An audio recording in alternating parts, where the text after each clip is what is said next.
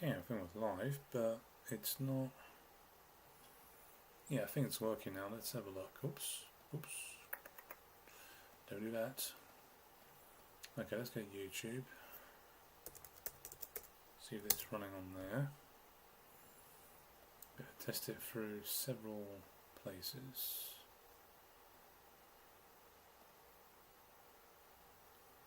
Okay, content, live.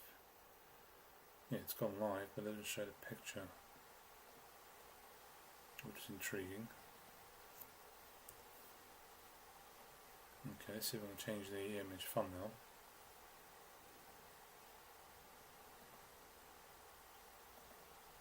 There we go, save that. Okay, so it's showing on there. Let's go to the actual live feed and see if it shows up anything on there. Because what you should be seeing is a clip of Starmer walking out of number 10 and Growl on the left. Let's see. Is it there? Here we go. Right. Let's try now. Go to the actual live feed and see if it shows up. Yeah, okay, good. So you can actually hear some sound as well, which is good stuff. So let me just copy that. There. Copy that now.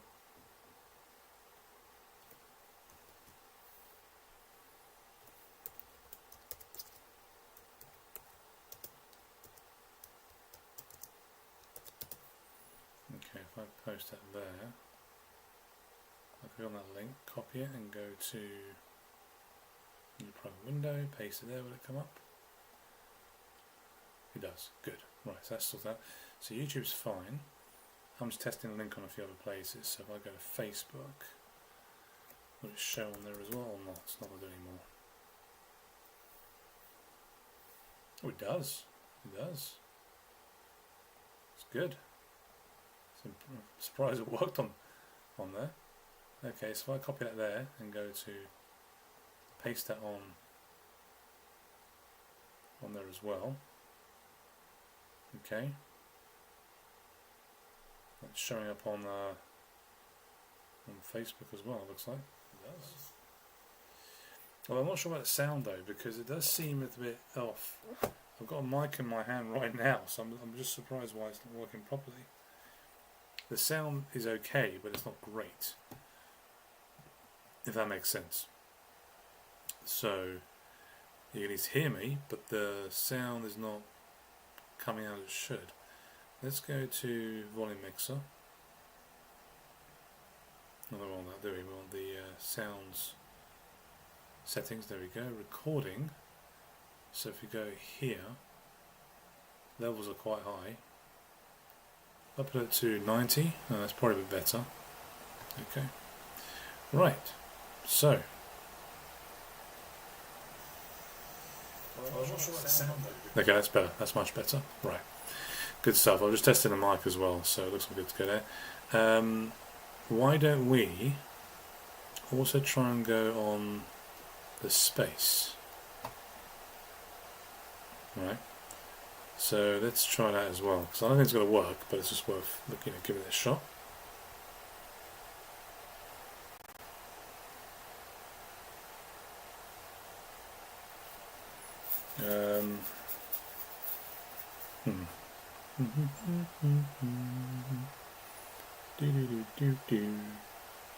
Okay, I can see it on my feed here. Why can't I copy the...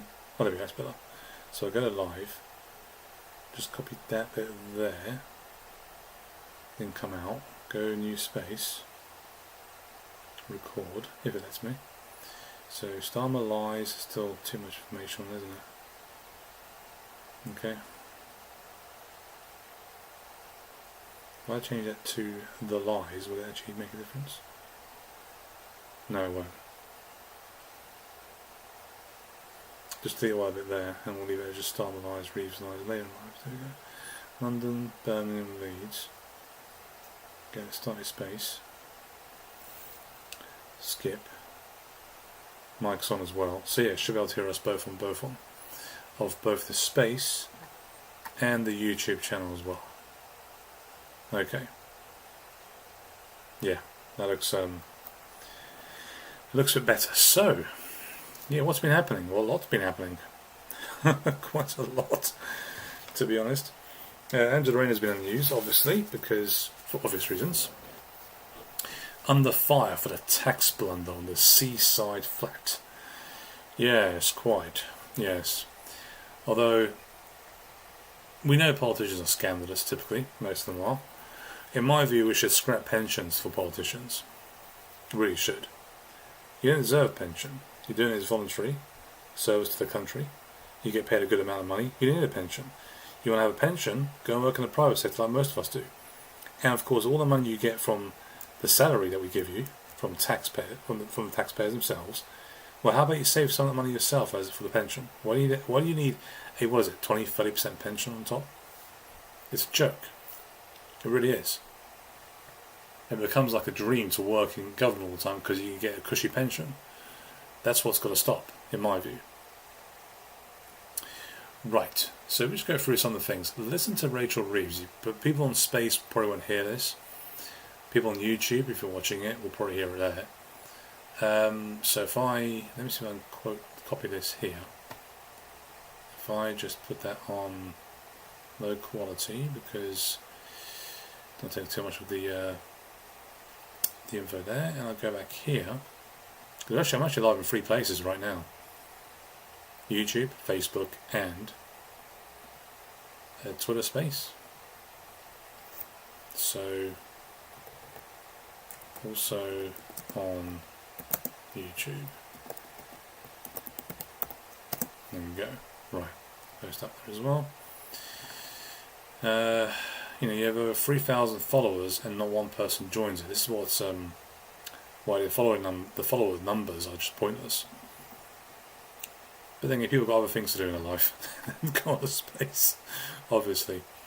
Anyway, so Rachel Reeves, before we get to Rayner, Rachel Reeves came out with this video on a Twitter account, which obviously she got ratioed, no question about it, on the 3rd of September, which is yesterday, 9:40 in the morning.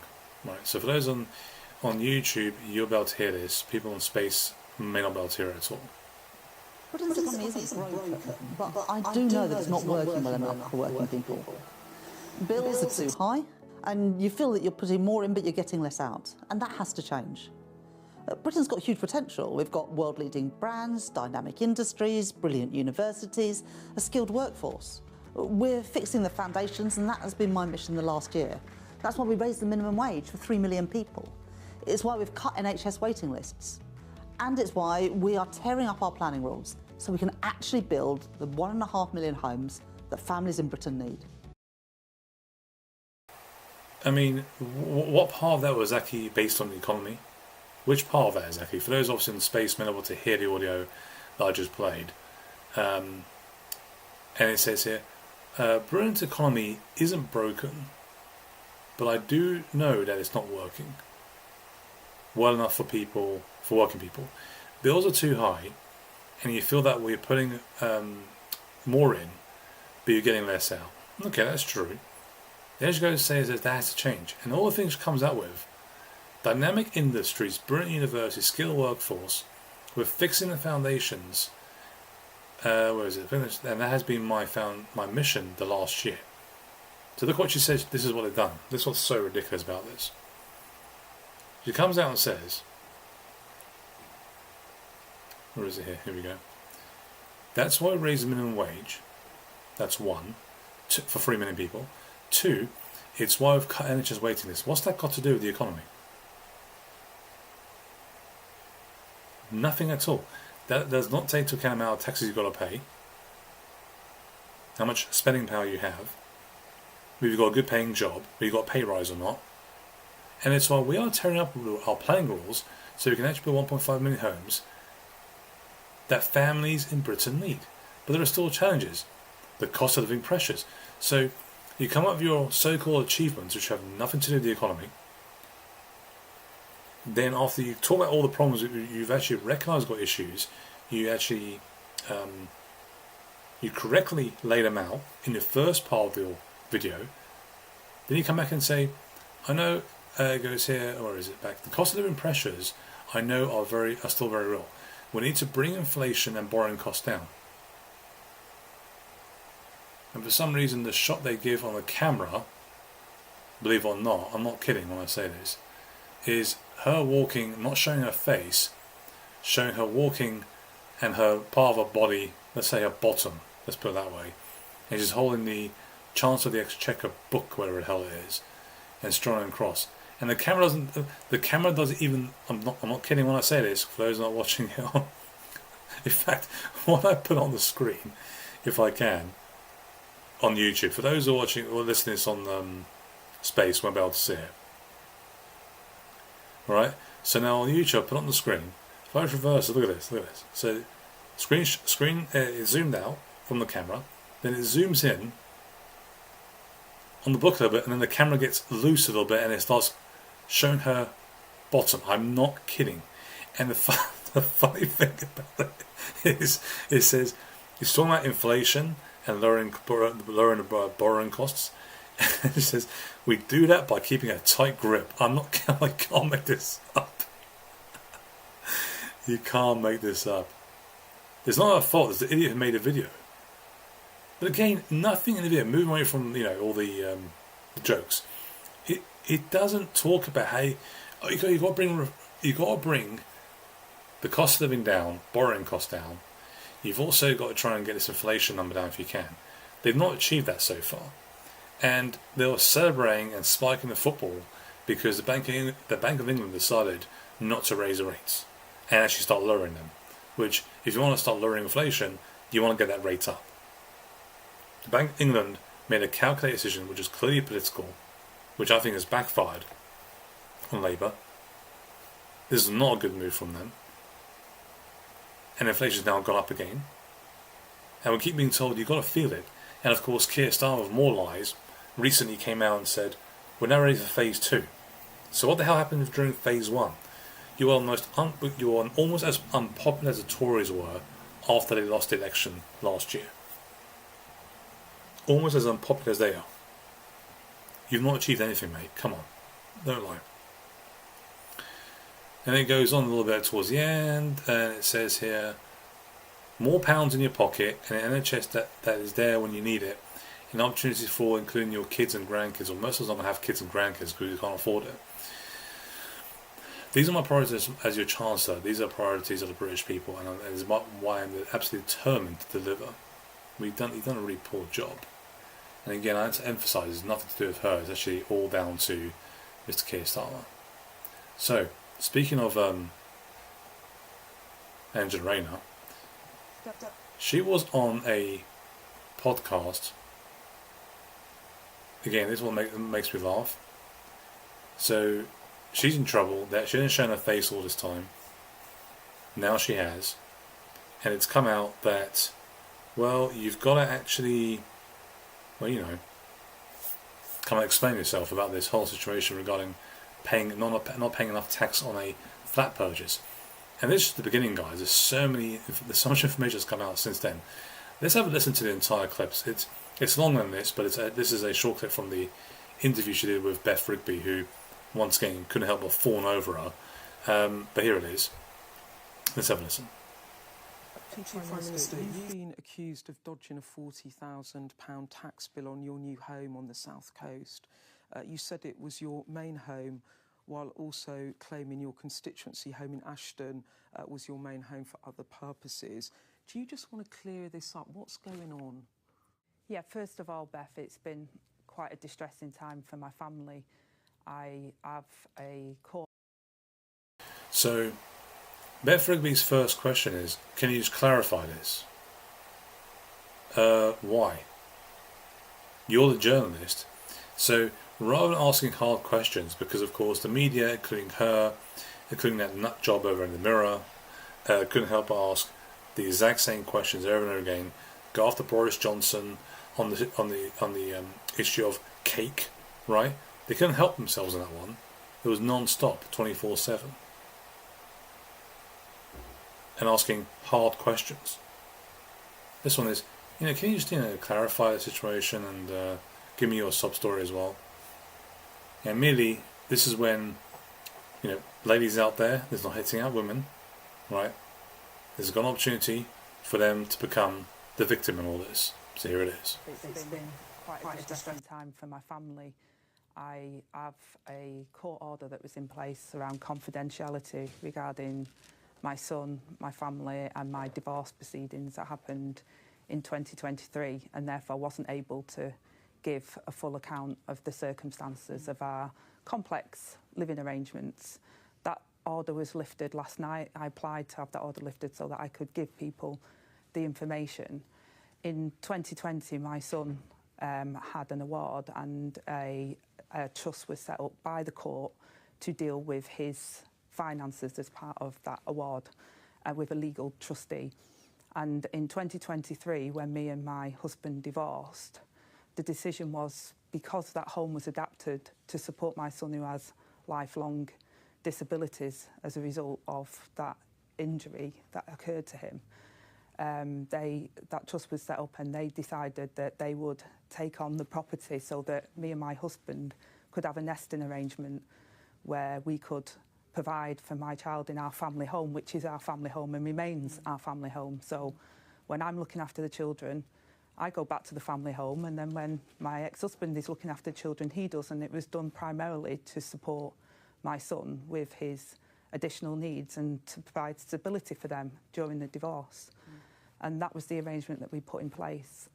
I then went to purchase, took my life savings basically out of the property, the 25% that I still owned within the property, took that money out so that I could purchase with a mortgage the place in Hove. And I took, advice on that, and I relied on that legal advice that I received that said that I was liable to pay the standard stamp duty. Subsequently to that, with all of the media reports that have been coming out, I took expert counsel advice on all of my affairs to ensure that everything was done proper.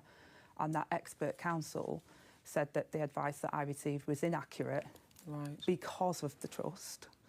I don't own the property, that is true. I only own one property that is mortgaged, like most people. But because of the nature of the trust that was set up by the court, that I would be liable to pay the additional stamp duty. As soon as I knew that that was the case, I have alerted and referred myself to the independent advisor on the ministerial code to ensure that they can look transparently at what's happened, and also contacted HMRC to say that there is additional tax owing on this and that I'm prepared to pay that and fully comply with the HMRC as well. Oh yes. Yeah, I noticed one point she looked a little bit down on the camera. Yeah, this part here, that was interesting. Because she was solely focused and she got distracted. Let's have a listen again on her. And I took advice on that, and I relied on. She's got notes in front of her. This is all scripted, by the way. Which is fine. I have an issue with that at all. I mean, most people don't. People can sympathise with her regarding her son. I think that's fair too. But for her to come out and actually make it as if it's, it's all just a mistake, it just isn't true. Others out there have shown it. This is obviously BBC as well. I'm not going to go through that as well. Same bloody clip. And of course, Rayner couldn't help herself back in, what was it? 2023, January 2023, when she tweeted out, Nedim Saharway's story about his tax affairs doesn't add up. After months of denials, the truth emerges. His position is untenable. Rishi Sunak must dismiss him from his cabinet. One hell of a view you got there, Rayner. And of course, the schmuck in charge being Keir Starmer. Prime Minister Keir Starmer told MPs he was very proud to sit alongside Rayner, although she admitted she underpaid stamp duty on the property she bought and referred herself to an independent ethics advisor. I'm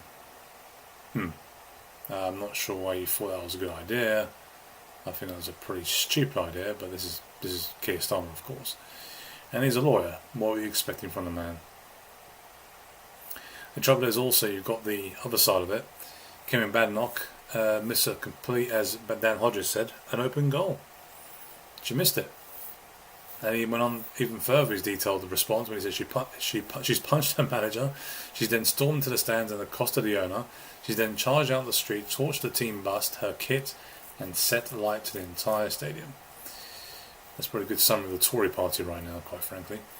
Now, Beth Rigby just wanted the clicks and the likes for the interview. She wasn't interested in the truth of the matter, but potentially should commit a crime here.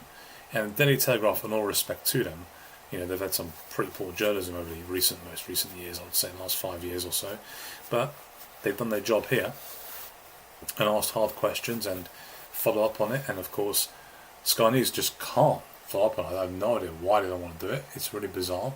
In fact, if you go to Sky News website now, believe it or not, what's the top headline? The Tory party is dead. Nadine Dorris defects to Farage's reform. And look down further, you've got man guilty of sex assaults that sparked Epping Hotel protests. The Lisbon funicular crash claimed 16 lives, which is obviously a big story. And of course, a lot further down from there, you've got Angela Rayner's unanswered questions that may spell her downfall. Answered questions. Why are you doing your job then? Seriously. A bit further down, you've got this thing called the probe launched off the phone plot to play sex noises behind Starmer at PMQ's uncovered. I mean, this is not a story. Her getting graffiti at the home that she was up in Brighton is not a story. Beth Rigby, I've interviewed Angela Rayner a number of times, of course you have. Softball questions, ask hard questions. You go on the attack when it came to Rishi Sunak and Keir Starmer. When it comes to women, nope, you're quite light on that one, aren't you?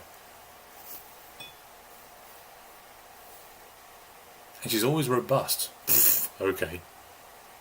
Very different side of her today. She's clearly very upset about having to disclose details about her kids. I asked her if she thought about quitting to avoid that, and she says her family wanted to speak up. What, because you got caught? That's why you're here. Now it gets worse. Angela Rayner failed to look at HMRC guidance on the internet as to whether high rate stamp duty was payable. It's very straightforward, and it's implausible that a tax advisor would not know about it. She's a Deputy Prime Minister and Housing Minister. She should be expected to read the guidance provided by HMRC to the public. And that's from the account Cut My Tax UK, which is on Twitter. And they have this screenshot, which I can probably show you here actually. For those watching on YouTube, you can probably see it better on there. Okay. Guidance, high rates of stamp duty land tax. Check if you have to pay high rates of stamp duty land tax when you buy residential property in England and Northern Ireland. If any of you will own or part own more than one residential property worth £40,000 or more, you have to pay the higher rates on your new purchase, unless there is another reason why the higher rates do not apply, including any residential property that, quote, is owned on behalf of children under the age of 18. Parents are treated as the owners, even if the property is held for a trust and they are not on the trustees. Christian Calgie, who is on Twitter as well, he's a senior political correspondent on Daily Express.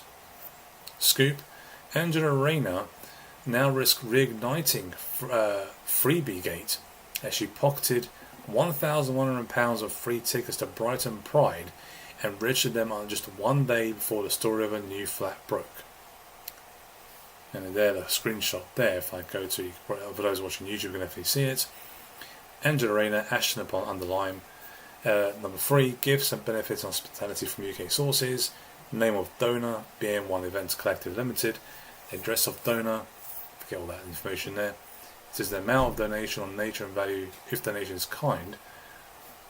5, ticket to the Pride event Brighton Hove value £1,100. Date received 2nd of August. Date accepted 2nd of August. Interesting, isn't it? Matthew Torbett, a homelessness and prison reform advocate. big issue change maker, ambassador, and he's Labour through and through. He said this. He was on ITV, I think it is. Yeah, that was on GMB. That was on this morning actually. Yeah, this morning today. This is what he said. And even some inside Labour say all of that just proved too much.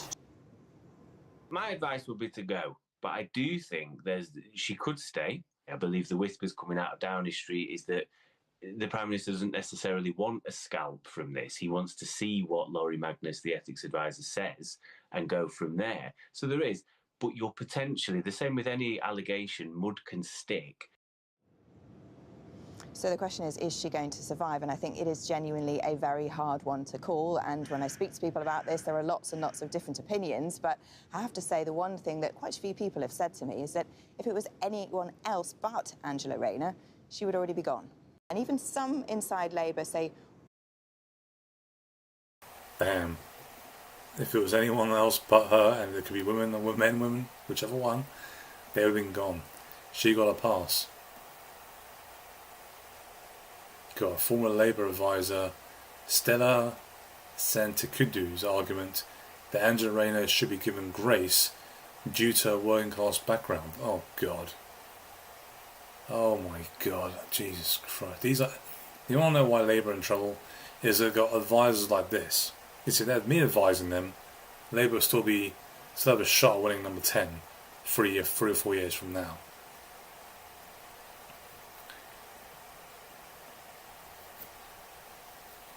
Anna Mikalova, who is political editor at Times Radio, said Bridget Phillipson on Times Radio just clarified a timeline on when Angela Rayner knew that she had underpaid her tax. She said Rayner got the new legal advice on Monday. She then applied to lift the court order. Yesterday, Downing Street refused to answer these questions. Jeremy Clarkson tweeted out, I'm puzzled.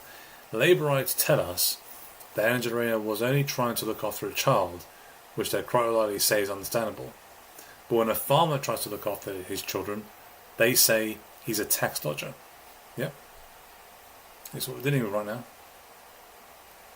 And Angela Rayner mentioned how she actually got compensation of what happened to her son. Right? For the damage they did. But yet, in the 5th of July 2020, Angela Rayner posted a video of this. It's actually a very nice video, believe it or not. Angela Rayner is sitting there talking about it. It's actually very nice. But this is what she says. Listen to this. Actually, I think you're on full screen for those on YouTube. You probably won't be able to hear it on the Twitter space, but let's play on YouTube. Let's get on there. Get on the screen as well. There we go. It was in my second trimester of my pregnancy, and my waters went without any sort of prior knowledge that was going to happen, and I ended up delivering my son at 23 weeks. I spent 6 months in intensive care with him, and through the love and the nurture of the neonatal nurses and all the staff in the NHS, I've got my Charlie with me, and he's 12 and he's doing really well. He is a miracle. He weighed less than 500 grams. He was 455 grams at birth, and he was a 23-weeker. So for him to survive was such a miracle, and he is an NHS miracle. And every year when we see his consultant, and every time he sees his support that he gets throughout his life at the moment, they're just so happy that he's doing so well. And it's a testament to them. It's their legacy that my son's here and he's a joy every single day because of the National Health Service. I think our NHS is like the jewel in Britain's crown, and for it to be still as highly prized now as it was when it was Nye Bevan's dream back in the 1940s, I think just shows really how when we speak to our values, British values, and to our values of fairness and our principles in the Labour movement, we can have an everlasting change that has an impact on different generations. And I'm absolutely proud to be part of the Labour Party that formed that.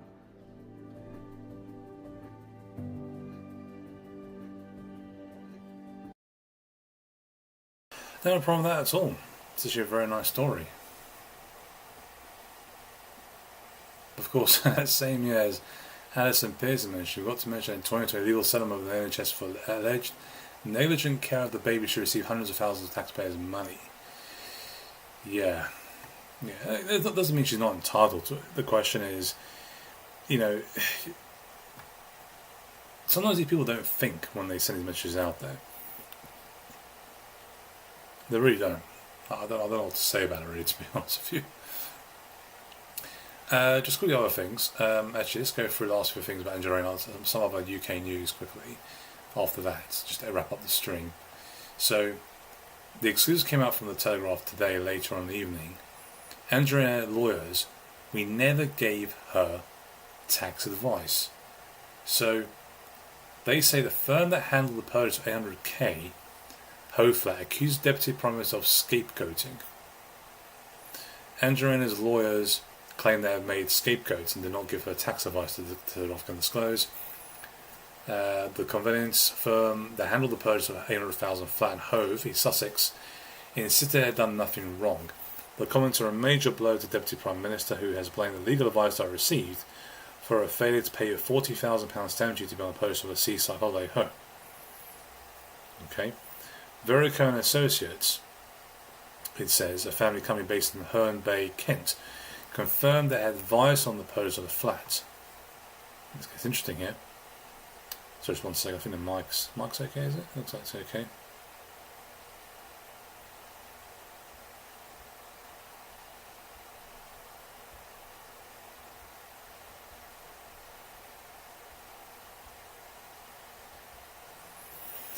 Here we go. Right, so Joanna Verico, the managing director, told the Telegraph, quote, "We acted for Miss Rayner when she purchased a flat in Hove.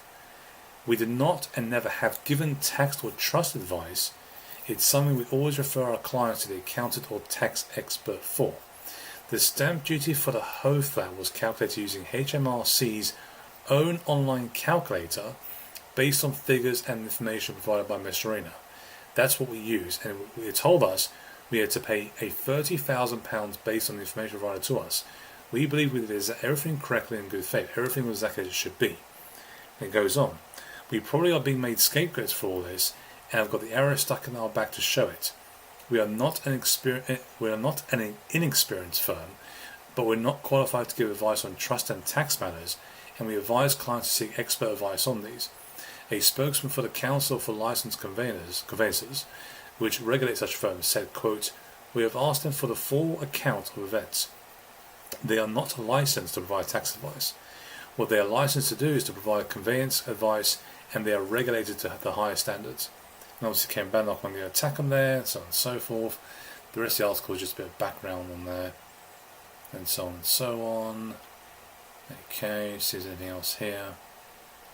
No, it looks like the same stuff we know about that already. So that's an interesting article. Now there's another one. Again, there may be more than this going forward. Why is Angela Rayner's house so much more expensive than her neighbours? Right. Deputy Prime Minister, 650k valuation worth nearly twice as much as other properties on a street. Okay. So, that's what it says here. It says here that in January, Deputy Prime Minister sold a 25% share of a house in Ashton-on-the-Lyme to a trust established for her son in exchange for £162,500. This was based on a valuation of a 4-bedroom detached property at $650,000 in 2023, according to land registry records. However, 3 separate sources suggested the property is worth substantially less than this, and is much more than any other sale in the same postcode area. The data suggests that if the house is sold again in the future, Miss Rayner's son risks getting less back than the trust in his name paid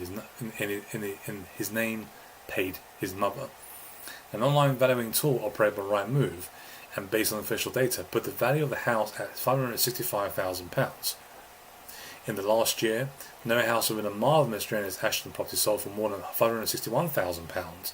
Telegraph analysis of Rightmove data revealed.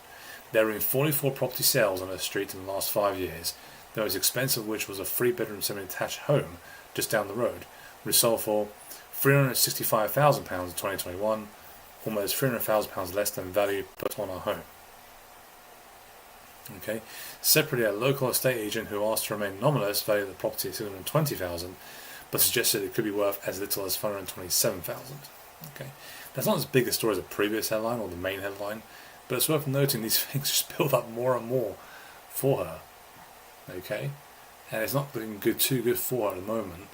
Of course, I wouldn't say they need to get rid of her out from what do you call it, from a seat in Ashton Line, but there could always be one might say a chance to,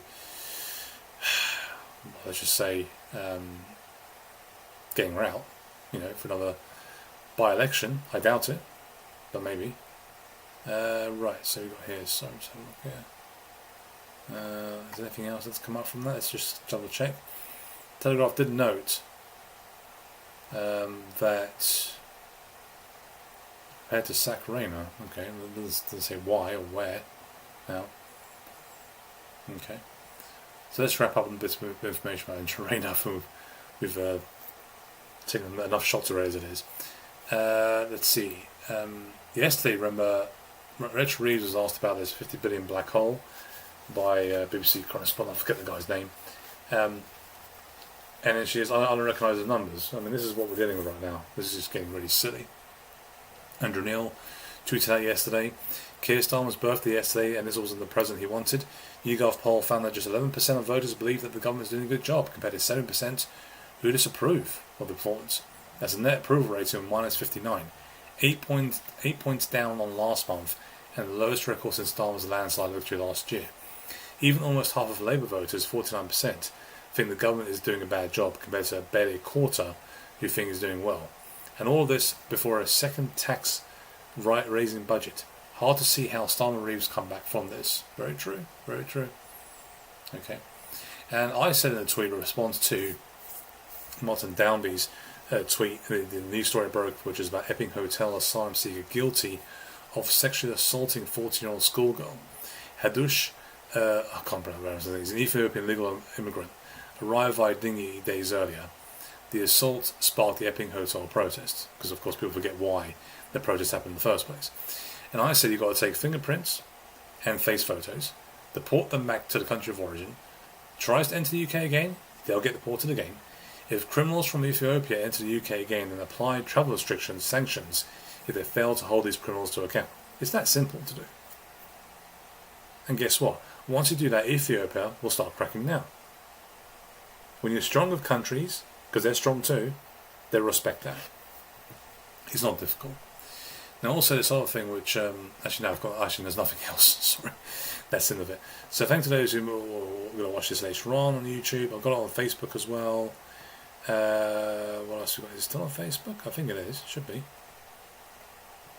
Should be on there. Let's see here.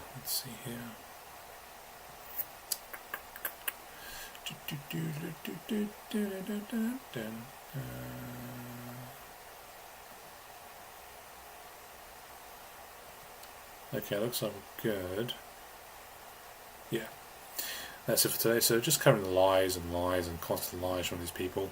There'll be probably more spaces like this, but we'll see what happens in the near future. It's not going very well for them. And after that, I'll try and cover more on Russia and Ukraine soon. I'm trying to get more information on what's happening. It's very difficult to track all this stuff. It's getting pretty difficult to do this with my current day job as well. So, anyway, enjoy this evening and hopefully see you guys soon.